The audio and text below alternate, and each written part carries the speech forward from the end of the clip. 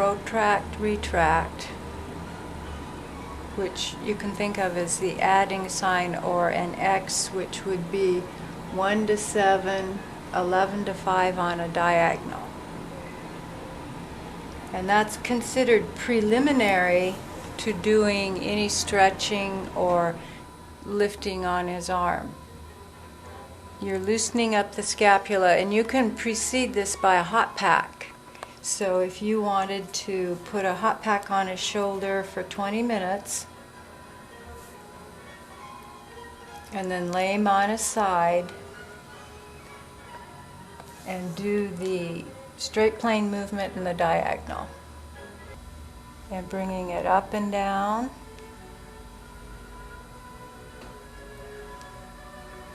with about grade 2 force, moderate pressure, and then putting a diagonal movement in it.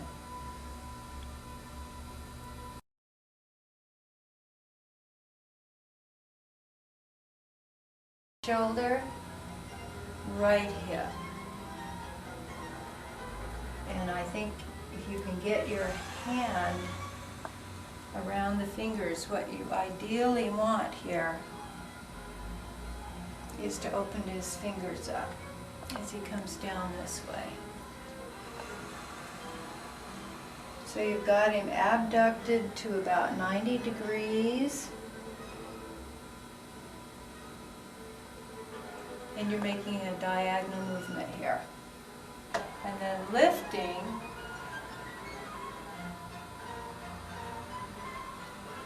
is coming from his left hip, and then just bringing his arm out on a diagonal. So you think of it, left hip, right shoulder. It's tight right here. I'm just going to stop it and pull a little bit with my body weight. But let him give, don't just pull him. Just a little oscillation at the shoulder joint with just a slight grade 1 pull just for traction, and that can sometimes relax his arm a little bit. And if you wanted to count reps, I would say that's, 10 reps each or something like that, if you wanted to look at it that way.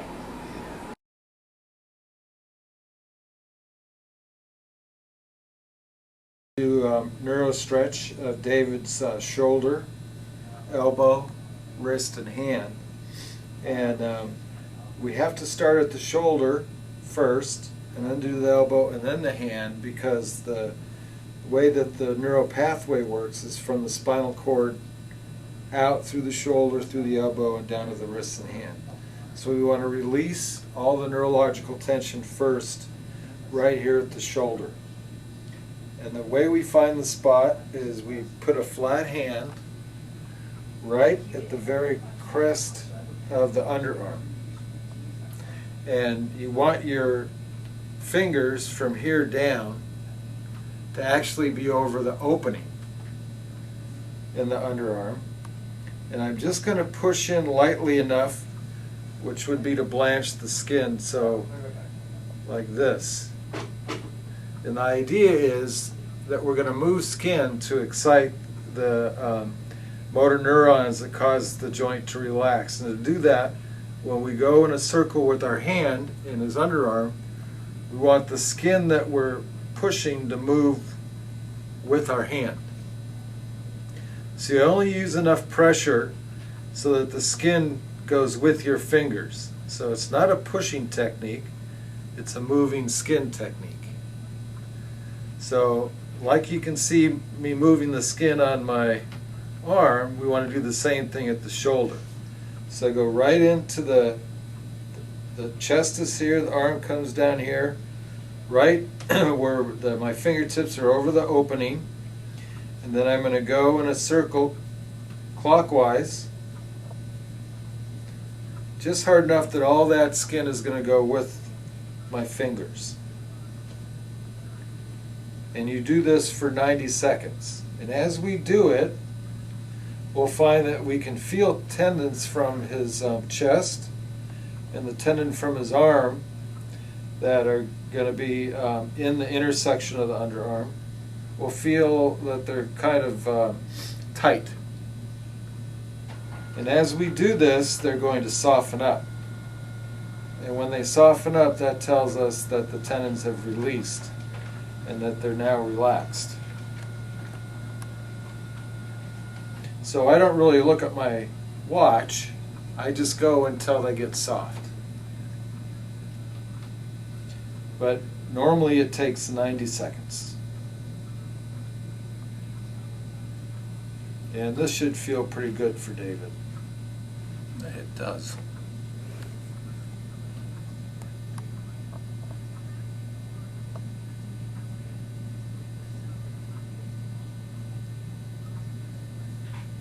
Okay, now I can feel them starting to release. And it goes very quickly, so now they're soft. So they went from being fairly tight to now being very soft, and they actually move when I rub my hand over them. So I know that I've released at the shoulder.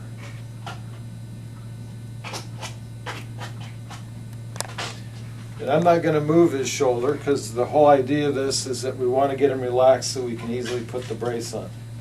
The elbow points, if you go right up from the point of the elbow and follow the bone into the center of the joint, that's one spot. And then we do the same thing this way, up, right, around, and in. That's the second spot.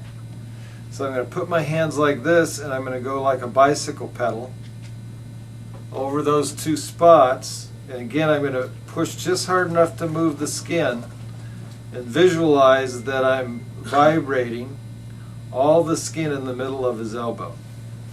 So I get down on one knee, and I put my hands in like this, and I find right around there, that's the spot, right in the crease of the joint. And I'm going to get all that skin right in there. Again, I'm moving skin, I'm not using pressure. And it's going to take us again 90 seconds.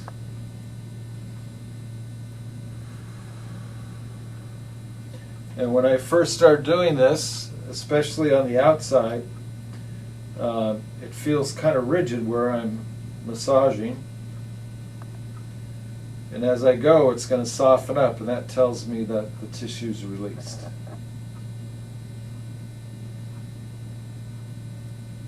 I'm going to take my thumbs along the little finger and the index finger, and I'm going to go down right into the crease of the wrist, and my thumbs stop right in front of the bones that come down here from the wrist. So your bony landmark is you're right in front of the bones on the wrist and the crease of the wrist. And I take my index fingers and I go underneath. And what I'm going to do is I'm going to massage and move all the skin using my index fingers underneath and my thumbs on top. So again, I move all the skin right in the crease of his wrist joint.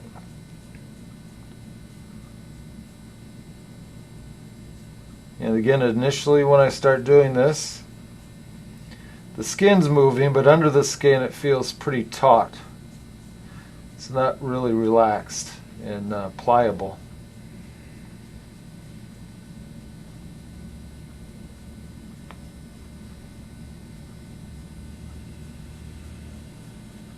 And every spot takes about 90 seconds on the shoulder, 90 seconds on the elbow, 90 seconds on the wrist.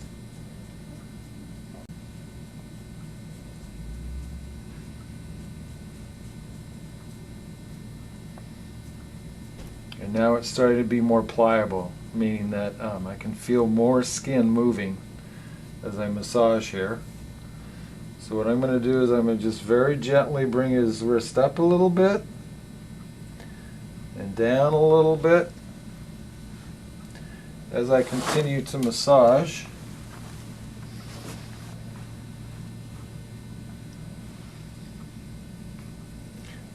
So that he's nice and relaxed, see, and this will move You move it very slowly, but it moves nice and freely. And then the next spot, we're going to put our thumb right in the web of his thumb. And our index finger is actually going to go around into the hand. So it's going to go one finger here and the thumb here. And this is going to help open all the fingers. And so I just gently pinch, and I'm going to move all the skin that's in between my thumb and the pad of my index finger, just in a circle. And this helps to release the fingers.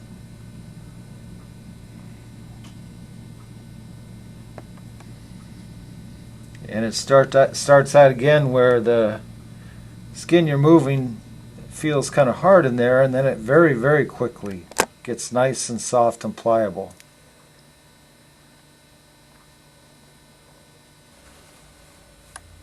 And now I'm going to just very slowly let them come up.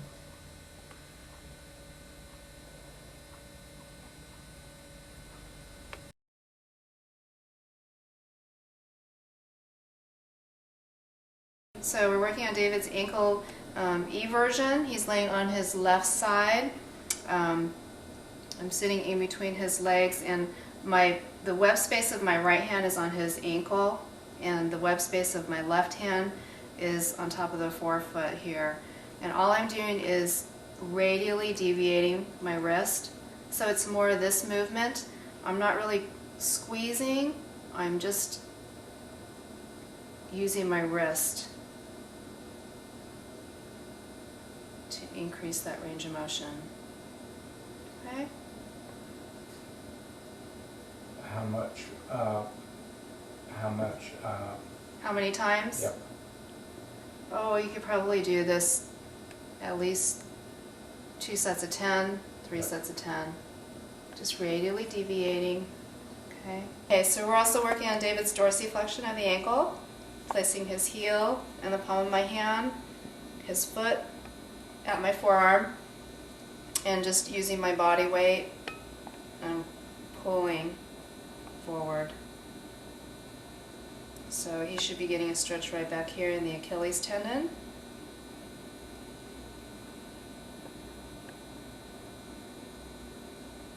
So with all stretches, you want to do about 3 on each side, holding for a count of 20 to 30 seconds. We're also stretching David's hamstrings, placing his heel on my shoulders, making sure that the knee is straight, and gently walking up. And you should be getting a stretch right back there in the hamstrings. Again, it's important to keep the knee straight and hold for a count of 20 to 30 seconds on each side.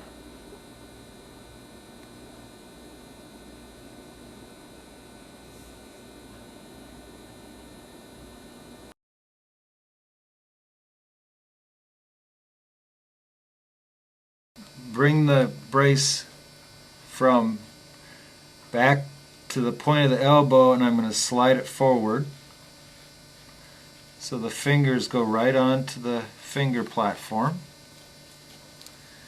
And I line up the thumb.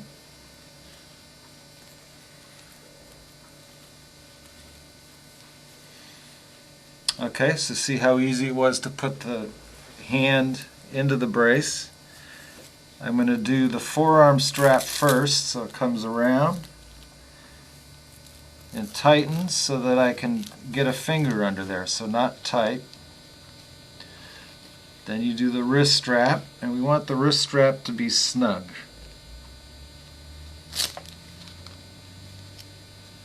Okay? And for now, I'm just going to take this thumb strap and just get it out of my way.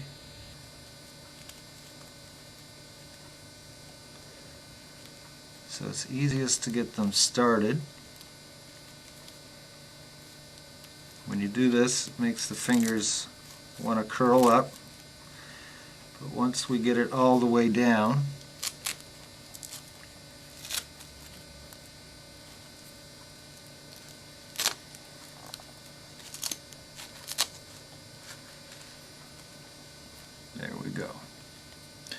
So we pull these straps up so that they're right in the middle of this joint here, which is called the PIP joint.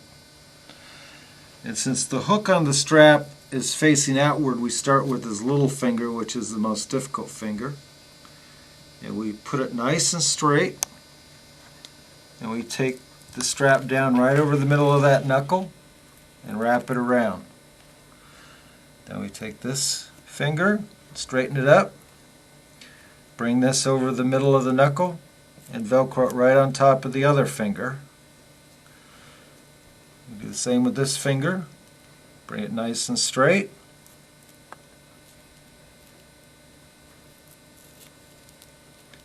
So now we have the fingers all aligned and straight. The strap goes under, and then that's going to go over the fingers. And the last step is to put a little tension on the thumb. So I'm going to take this strap and undo it again. I'm going to bring this pad and pull back here to put a little bit of stretch on his thumb. And initially he's going to curl up because the thumb doesn't like stretch, but after about 3 to 5 minutes that thumb will become relaxed from the stretch, and then he'll be able to straighten it very easily.